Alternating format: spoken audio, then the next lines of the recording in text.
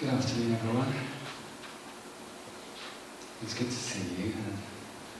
And, we were incredibly blessed. My name's Nick, and along with my wife Maggie, we lead the Vineyard Church here, and we've been incredibly blessed to have Steve and Monica come into our church family and to be part of our lives. And it's been lovely for the time they've been with us.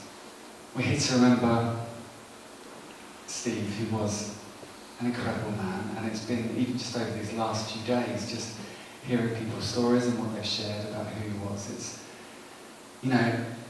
It's opened our eyes to even more that he had, and what he shared and what he meant to people. Yeah, this is a time of remembrance, but it is a time of celebration as well. I remember somebody that was truly blessed by God, and he was blessed to be such a blessing to so many others. We're going to just take time to remember him. We've got some guys here who want to share some thoughts about their time with Steve and what he did and what he meant to them. So first I'd like to invite Steve, if you'd like to come up.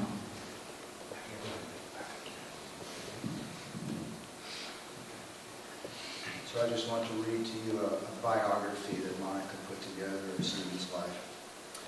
So Stephen Jack Coyle was born in Pasadena, California on the 18th of September 1958. He spent his childhood in California and Nevada.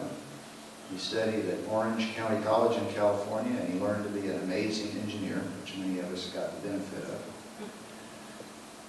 Jesus found him there at a concert where the good news was preached. Stephen was one of the Jesus people. He was part of the Jesus movement in the early 1970s and was baptized in Corona del Mar in California. He was in the Costa Mesa Church, and he became a prayer warrior there. He was famous for that. Stephen was always praying for people. For a few years, he worked for a company named Odetics that designed and developed and manufactured specialized information automation products and other high-tech machines. He even worked on one of the machines that was sent to the moon. But he wanted to do something more, something that changed lives, and through that changed the world. So he wanted to be a missionary. He often said, "The enemy stole my family from me, so I will fight back and let other families know how to love each other the way Jesus loves us." And he did that. This humble but genius guy went to Tonga and built a TV station for the king. The king of Tonga often invited Stephen for dinner, where he was asked to say the first prayer before the feast every time he was there. Stephen spent 11 years there in Tonga. Everything was wonderful, but he was lonely without a wife. So he prayed. He went down to the wharf and prayed under the stars with friends or sometimes alone. God called him then to New Zealand, where he was a radio engineer for 4 years. Millions of people listened to Focus on the Family radio show and other Bible teachings, which were broadcast 24/7. That meant Stephen was living and sleeping in the office, making sure everything was working well. He met Monica, who was in Hungary at the time, during this time, through the internet. One of the radio transmitters stopped working, and he was searching for a replacement. Monica helped him find what he was looking for, but it meant he had to travel to Europe. On the 6th of June, 2006, he flew to Hungary. The first thing that Stephen said was, "I'm home next to you, Monica." So the adventure started. They married, traveled around Hungary and Europe, discovering new places, helping wherever they found a need. The relationship between Stephen and his stepson Johnny was fantastic. Exceptional. Stephen honored this young man from the beginning. They loved, honored, and supported each other always, without fail. They loved each other's company. Usually there was good food involved. In 2007, Stephen started building an internet TV station in Budapest with many devoted volunteers. And then in 2011, the UK became his next mission deal. The whole family came together. Lots of prayer, lots of hardship, but he never gave up. He would say, "I can fix it." When someone said, "impossible," that was like turning the ignition. He would start working on it. and he never failed. It was obvious that Stephen had a talent sent from heaven to fix impossible problems. When High Street TV hired him, Stephen was happy beyond measure. He loved every colleague. He loved every minute of his work there. He didn't even think he was working. He was just having fun. He always came home with a smile and great stories and never seemed tired. Stephen's favorite place was nature, though. He loved hiking, discovering new things every day. We have to be teachable because there are lots of things to learn, he would often say. He impacted the lives of lots of people by providing a good example. When something bad happened, his response was, "Praise the Lord anyway." Stephen made lots of friends around the world, although he never knew if they would ever meet again in this life. So he would say goodbye in this way: "See you here, there, or in the air." Actually, I've just remembered actually, I loved it when Steve and Monica first came in.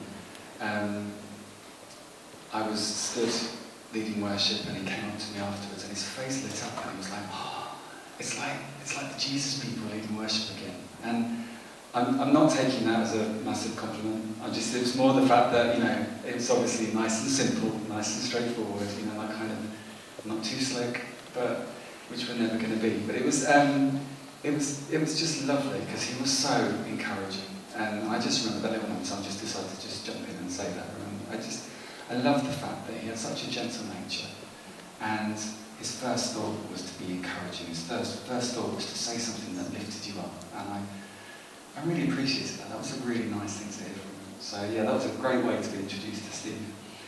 So what we're going to do now is we're going to play a few short videos from some of his friends around the world who wanted to share in this moment, even though they couldn't actually be with us in person. So we're going to try and see if we can make these video clips work. This one is a sideways one, but I think this was from your anniversary. So I think it's because the Eiffel Tower was too tall to fit upright.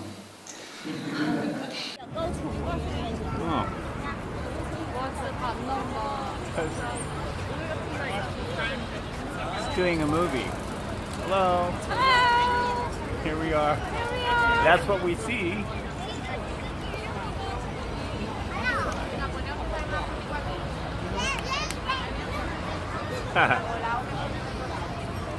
Happy anniversary. Happy anniversary.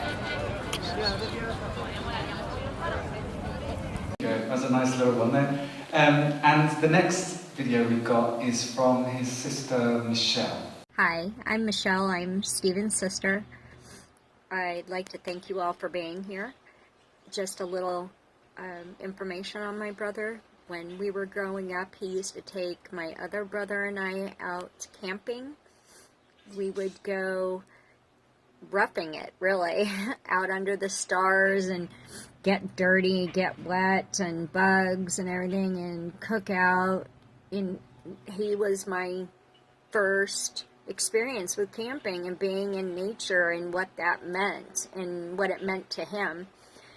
So when I think back on things, I remember him and the light that he gave off just being in God's creation, and the love that he gave and the respect that he gave. But I appreciate everyone being here today, and thank you so much. Blessings to everyone.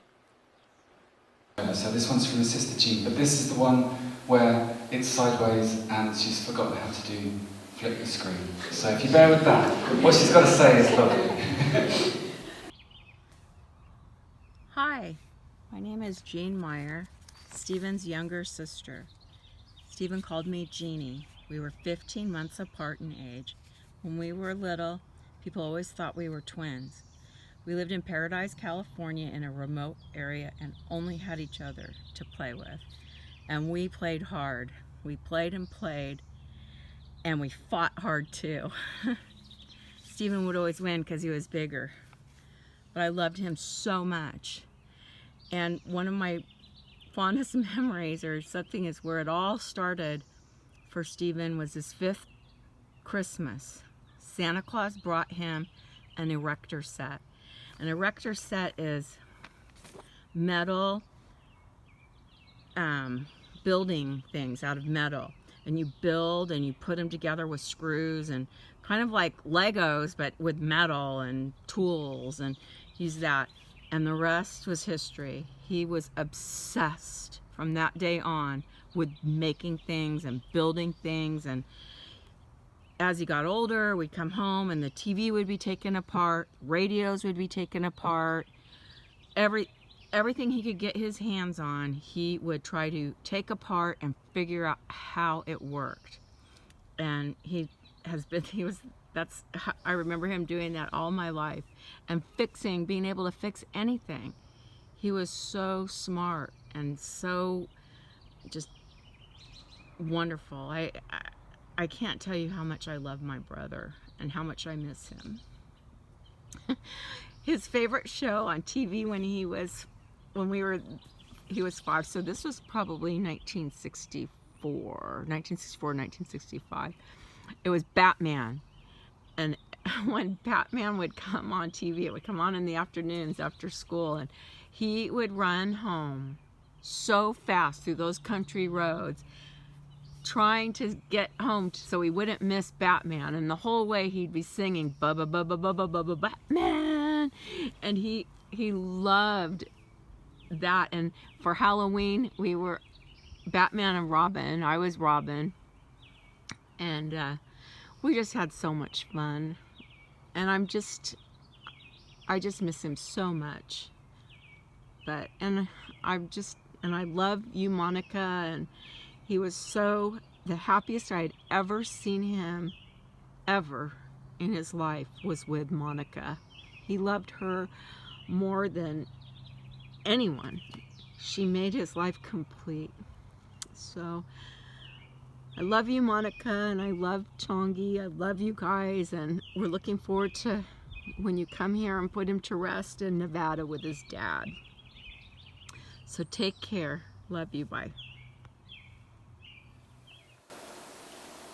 It's a real privilege, isn't it, to just have these little bits of insight into who he was, how he grew up, and everything like that. And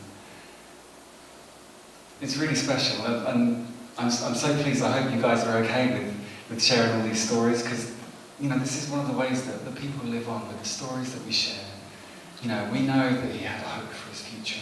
We know where he believes and where we believe that he's gone now.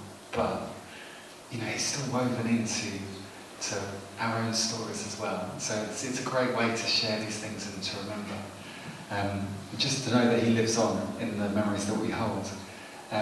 This next video is from his aunt Lola. Now this one is in 3 parts, and I don't think it's it doesn't seem to sort of finish, but it's still good to hear the story, and we'll do our best to share what people wanted to share. Yes, I'm here today to talk about Stephen Jack Coyle, a cousin of mine that I became very, very fond of. He was born in Long Beach. How did I come to be part of his life is that his grandma and grandpa on his dad's side moved to Paradise, and my mother and his grandma were sisters, and I came along and we all moved to Paradise and lived together. As Stephen started school, he was very cooperative and a very good boy. He was never any trouble. And his life was secluded because he lived with his elderly grandparents. After a few years, his father gave him an electronic toy, set of toys, and I saw that he had a natural aptitude for that. And he would make things that were out of the ordinary. And so I thought what I did for him was I went to thrift stores, and got him like toasters, anything electric. And he would take it all apart, and then he'd put it all back together. And that took up a lot of his time, and he enjoyed doing that. every Sunday, as I was growing up, I went to church and Sunday school. And the thing for us on Sunday was to go to Sunday school and church. And then his sister joined us after a few years, and she lived with us for 2 years until she went back with her mother. But it was a pleasure to be part of their lives. You know, I think back on the words fear to faith has been very important to me lately, because I came out of the fire in paradise, and all the way out I said that. And I was thinking of Stephen's life and how he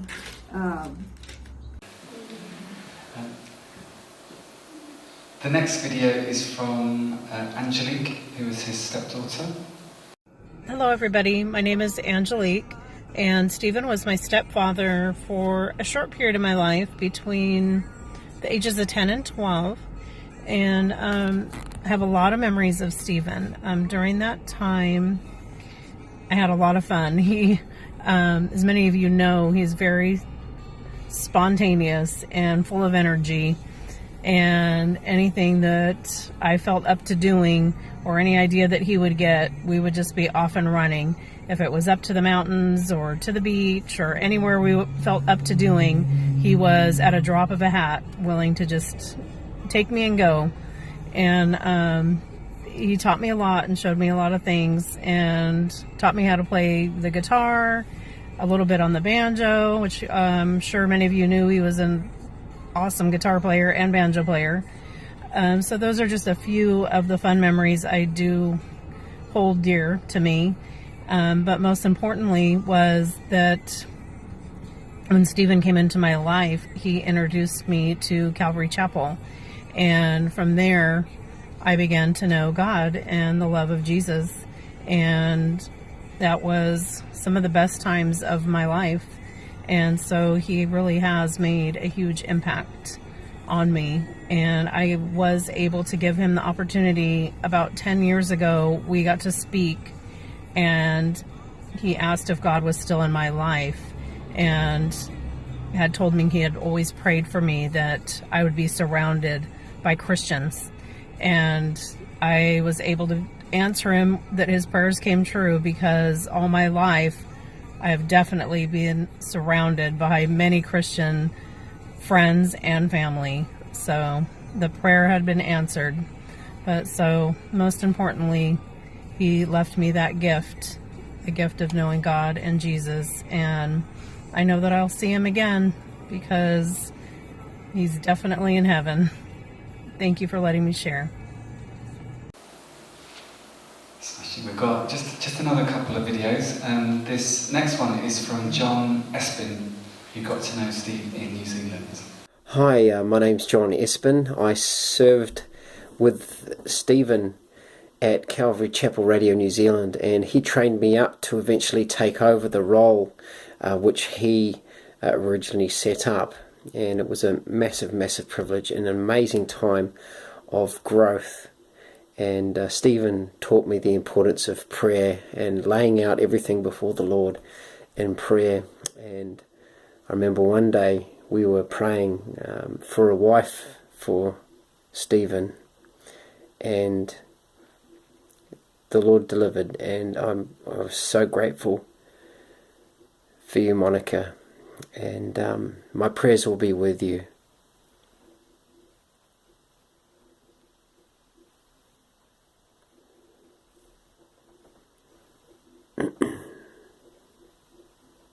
Seems like lots of people were praying for you to turn up for Stephen.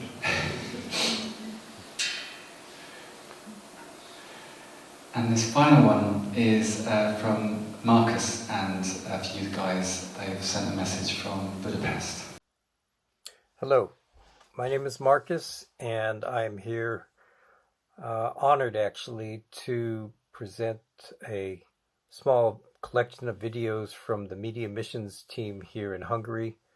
This ministry is something that Steve started like almost 10 years ago, and it was just a broadcast of the services from the Calvary Chapel in Budapest, and started broadcasting to a small audience on the internet. And then eventually we actually had almost as many people watching the service online as there were in the church. And it's a 1,500 member church, so that's quite an accomplishment. But also I remember one particular trip that we took. Monica was also there, and we took a trip to Sarospatek, Hungary, and we shot a video for the Crescendo Music Week that they have out there. So it was almost a week-long event. And we shot orchestral shots and private interviews and climbing ladders and shooting from balconies and listening to operas. And it was just a lot of fun. And I always remember Steve's enthusiasm for just doing things that were for the Lord, and that he always saw that truth in it, that it was always a matter of doing something that was God's work, and that everything that he touched, he honored God in that. Hello, Steve, my friend. It was a great privilege for me to meet you as friend and brother. And I remember the times when we've been working together in the church day and night. Sometimes we slept in the church just to make the work finished. And I really loved your enthusiasm and your faith in the things that we've been doing. And I thank you so much for teaching me this for life. And I really will miss you and can't wait for the next time when we will meet each other. Bye. I can't believe that you're not here anymore. And the first thing I remember about Steve is that the Media Mission studio was still in that wardrobe-like thing. I had the walls made of wardrobes, and there was some metal gate leading into it with a key, and the key was hidden somewhere upstairs, and it was difficult to get it, and that was it. And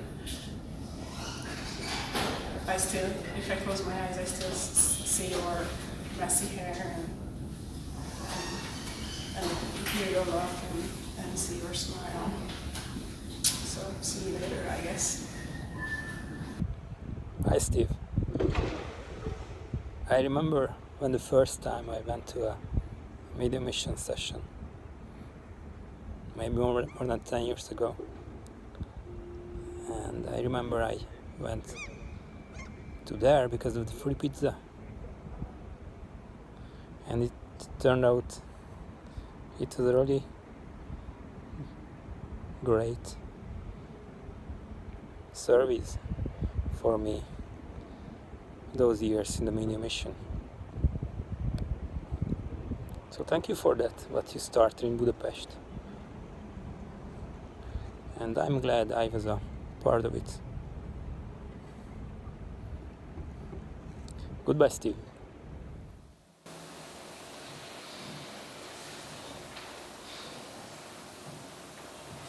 Do you know, it's lovely, isn't it, to be able to have this kind of technology, to be able to just feel like we just sat all around sharing stories of Steve. And I you know, it is such a privilege that all these people that he's met from all over the world that are able to be remembering him, sharing stories now. We do have another couple stories to share. Steve, I think you had one. I'm sure.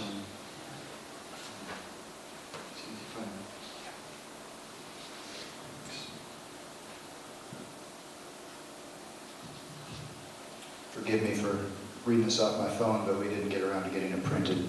This is a message from Stephen's younger brother, Sean. He says, I am Stephen's younger brother, Sean. My memories of Stephen and our time together are regrettably few, as I was still a boy when he left to go overseas. However, the memories I do have of our short time together are definitely some of my favorites from my childhood. Stephen had a different vision of life than most of us. He simply looked at things differently. My strongest memories are how he painstakingly approached each task in front of him and how important it was to him to get to the core of what made things work. As a kid, I'll never forget when he brought over his keyboard and monitor. Back then, computers were not even a real thing yet. But Stephen wanted to understand it and spent many days non-stop with no sleep to figure out how to program the code just so something would move on the screen to show us. And of course, he did it. It was an impressive achievement for the time, and I was in awe. Another favorite memory of my brother is that he was very much into the universe and constellations. He would take me to the desert sometimes, just me and him, to camp out and look at the stars through his telescope in order to witness a special moment such as a comet traveling through our atmosphere. He would explain everything in detail, like how some of the stars were billions of light years away, and what we were seeing was a reflection of that light that had far burnt out already. To this day, I love stargazing, as it always reminds me of those times we had together.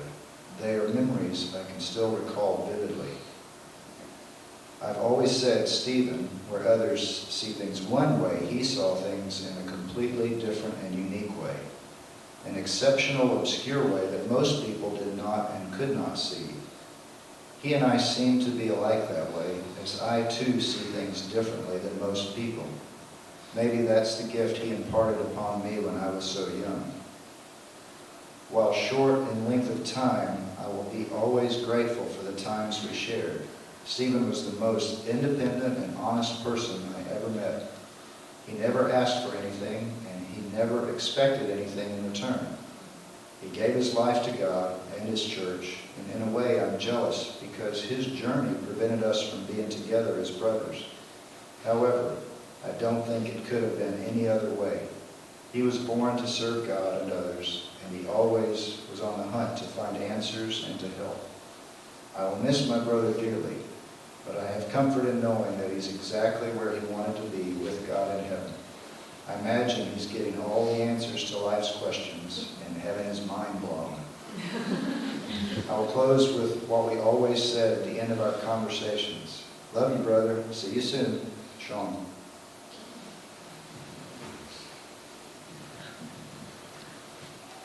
I've just got a few words to share here from Chongi that he's asked us to speak for him. Words cannot express how I felt when my stepfather passed away. Him, my mum and I were a really loving family.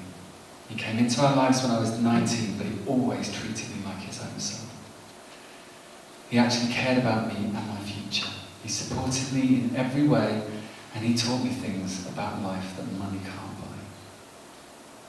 We would have long conversations about his childhood, missionary work, Tonga, and obviously cool stories from California. Thanks to him and my loving, caring mother, I was able to go to London for a whole month. And 6 years later, they made my dream come true when they organised and bought me a ticket to California, where I had the time of my life. All of these things could not have happened without Stephen. I'm unspeakably sad that he's gone, but at the same time, I'm happy because I know for a fact that he is with Jesus right now, and we will see each other again, and we'll be a family again, but not yet, not yet. Thank you for that. So, Chris, would you like to come and share your story?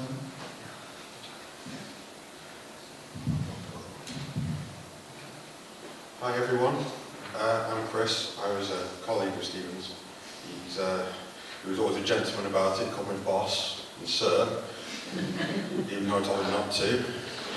And he was an absolute perfectionist and was always focused, like he was, painstaking, as mentioned, on those tasks, to the point where he actually lost track of time. I had to remind him many a time that it was lunchtime, home time, breakfast, and he always had a way around making sure that I felt calm, that he knew that he was safe. So he had hidden away some out-of-date food packets that he'd pull out to let me know that he was planning on eating, so I didn't worry. I let him get on with his chore in his mind. I only learned that recently, which was just typical of him. But yeah, he was a gentleman, he was a genius. When he first came into High Street, it was because we had paid professionals to come and try and fix some of our equipment, and they couldn't do it. And we were like, okay, this guy says he can probably do it. I'm not going to lie, I bet against it. He proved me wrong. Absolute genius, he really was. So he got all that up and running, and then we started working in tandem. And I never thought of myself as a boss, because I always thought we were both in the trenches delivering. And if it weren't for his procedures and his techniques to get me to think in a certain way, I'm pretty sure it would have failed a couple of times in the past. So, yeah, he will be missed, but the short time that I had with him, I know he'll live on within me, in my heart and in my mind. So, thank you.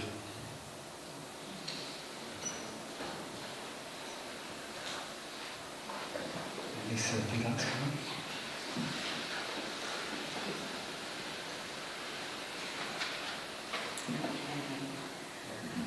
Oh gosh, okay, thank you. I would like to start by saying what an honour it is to have been asked by Monica to spend a few minutes talking to you all about Stephen. For those of you who don't know me, I had the privilege of working with Stephen for the past few years. We're not in the same department. Stephen was identity, and I'm actually in the HR department.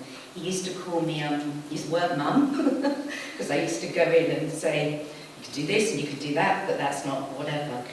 When I started thinking about what I would like to say, some very obvious things came to mind, which I'll mention shortly.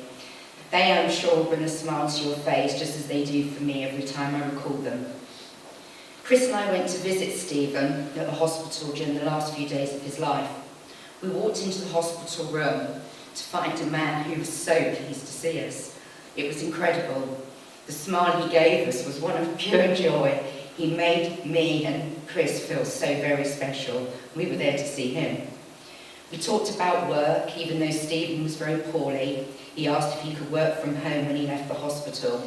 We shook hands on this and said the deal's done. With Stephen and I always shook hands on deals. Anyone that knew Stephen knows the difficulty we had in stopping him from doing the job he loved. He once told me that he would work for nothing if he had to. And then he paused and he thought about what he said and added, I'm not so sure Monica would be happy about that. If Stephen was asked to do a job, he would not stop until the task was complete. This often resulted in him staying at the office until the early hours of the morning, and Monica calling Chris inquiring about the need for him to work so late. When we decided that we couldn't have this happen anymore, I spoke with Stephen and suggested that we had to leave the office, that he would have to leave the office, at the latest 6 o'clock. He wouldn't have any of it. He said 6:30, I said no, and we finally agreed at 6:15, and we made a promise and once again shook hands. Yeah, he used to come home at 6:15. A couple of days passed, and Stephen came around to my desk and stood there. A couple of days passed, and Stephen came around to my desk, and I looked up, and he was stood there. And I said, what? He said, I broke my promise. I said, what do you mean you've broken your promise? He announced it left at 6:40. He was so totally honest and true, and that's the way he liked to live his life. During our visit with Stephen and Monica at the hospital, and it was to visit you both, oh my goodness me, what can I say? We talked about how you met and fell in love. We listened to you recall how you found each other from opposite sides of the world and the love you shared. And the conversation became something that was so inspiring. If you ever have the chance to sit with Monica and listen to their story, you will find the time you spent humbling beyond belief. It was amazing. I came away feeling that in life certain things are meant to be, and the coming together of Stephen and Monica was totally God-sent. There was no other way to explain it. Since Stephen's passing, I've spoken with Monica, and one of the things she's explained to me is she's frightened that she will no longer be able to see the world through Stephen's eyes. He would explain things to her for her to understand in different and beautiful, beautiful ways. A quality beyond anything you could wish for, and one Monica finds difficult to comprehend at this present moment. I will miss Stephen in his different ways of thinking and doing things. I will miss walking into work with him and chatting and then reaching the stairs. We used to almost get together at the same time when we pulled up. He would fly up the stairs, leaving me standing at the bottom of the stairs. When I got to the top, he'd have the door open and I'd say, "What did you do that for?" And he said, "I wanted to see if I could do the stairs as quick today as I did yesterday." And he was a bit like, "You're crazy." Maybe when you climb the stairs, I would ask you to remember Stephen, take a leaf out of his book and endeavour to try and do things the same or better than the day before, because that's what Stephen always did. Thank you. Thanks again for coming, everyone. As has already been mentioned, my name's Steve. This is my wife, Lisa, right here. And I want to share a few thoughts on Stephen. Lisa and I met Stephen and Monica 2.5 years ago.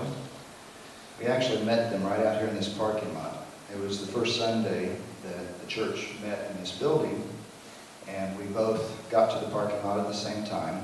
And as we started walking towards the door, we were both wondering if we were going in the right door. We weren't sure if we were in the right place or not. So we stopped and chatted, the four of us, and we realized that none of us were actually British. So we had a little kind of a conversation starter there to talk about where are you from, why are you here, all those things, which was good.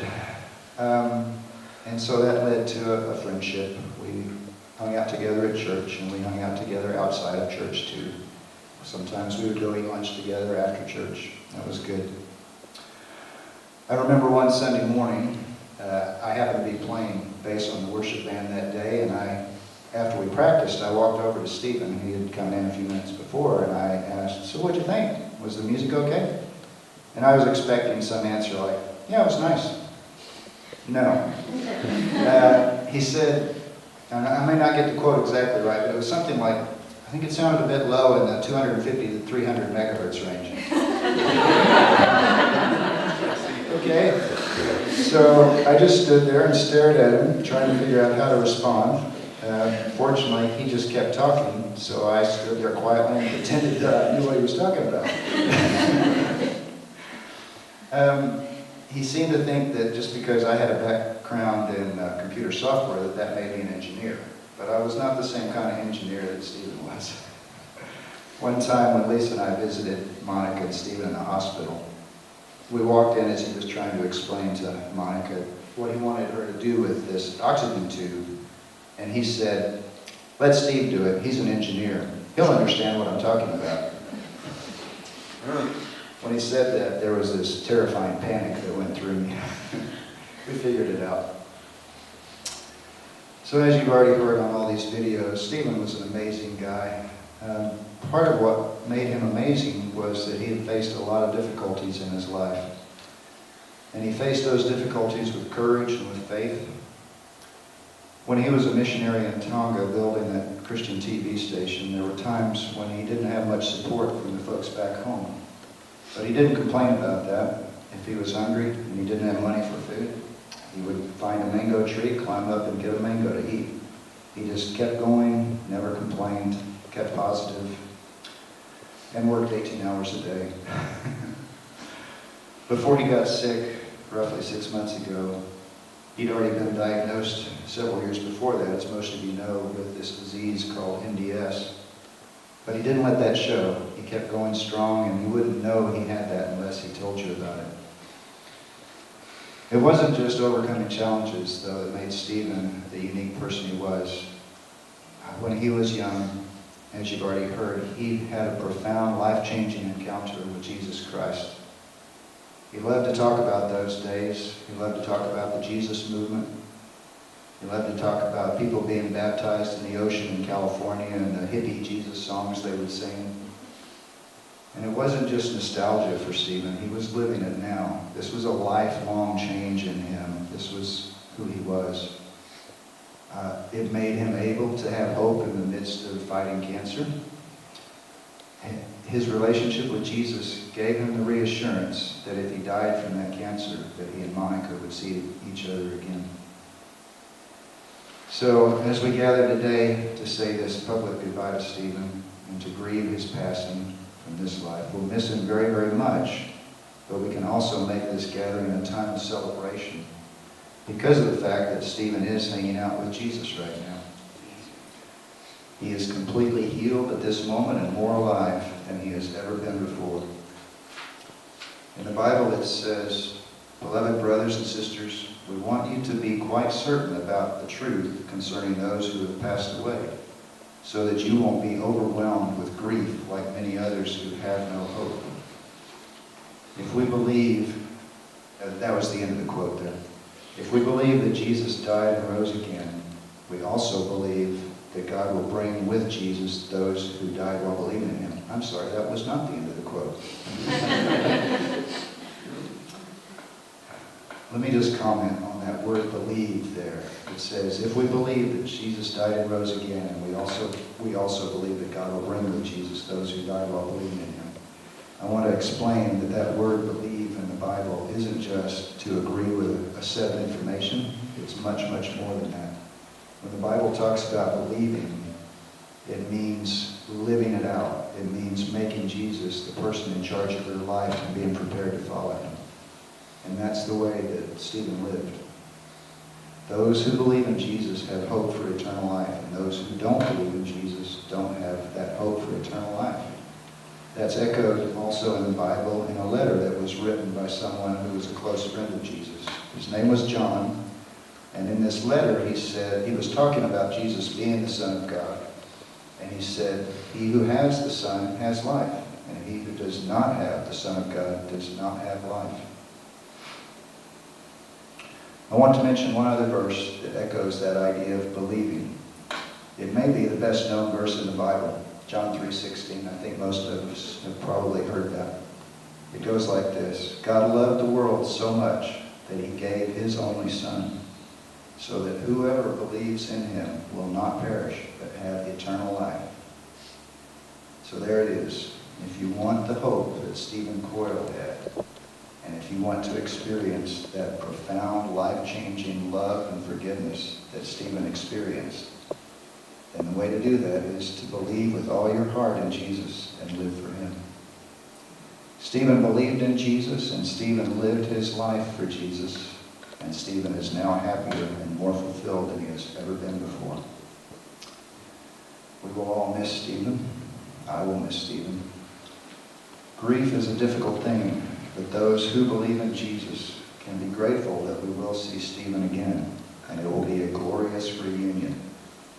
It's funny here because I put at the end of this the exact same quote from a movie that Johnny used, and I found out after I wrote this that it was a family thing to use this quote. This is from the movie Gladiator, if you didn't catch it when Nick read it. It goes like this: "I will see you again, but not yet, not yet." I thought we'd keep it nice and simple and give you a hymn to sing, because we know that Steve loved the hymn Amazing Grace.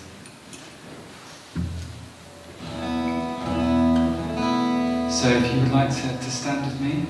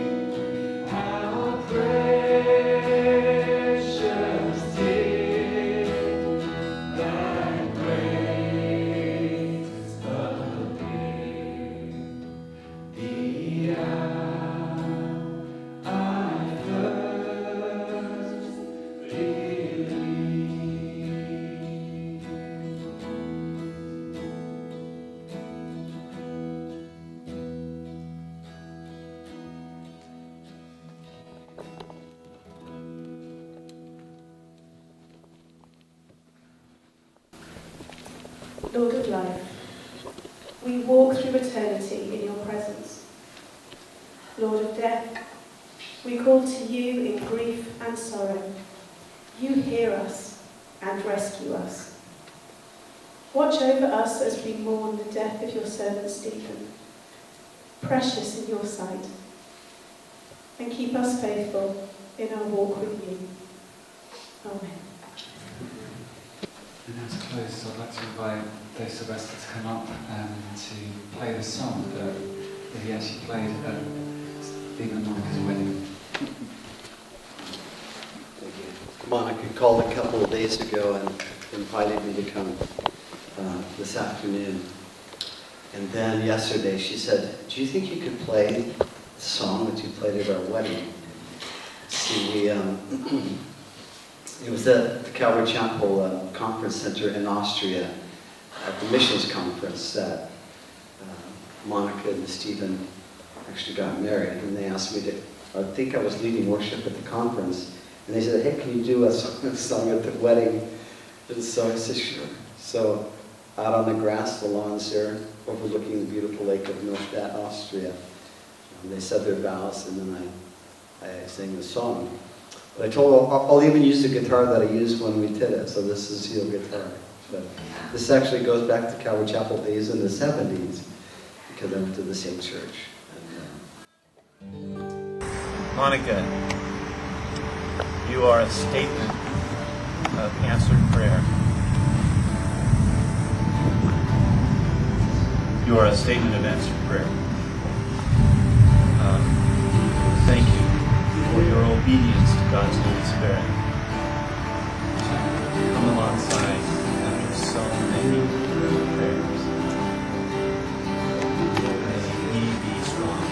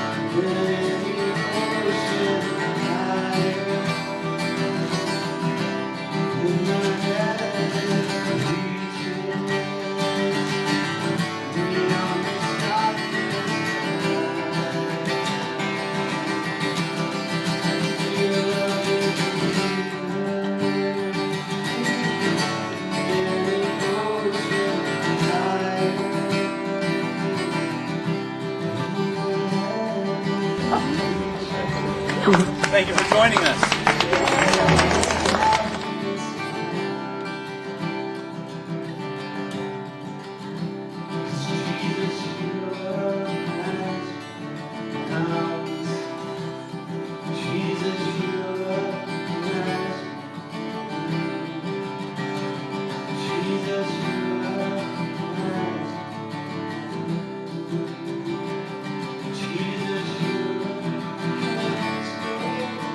Stephen, you may kiss your bride.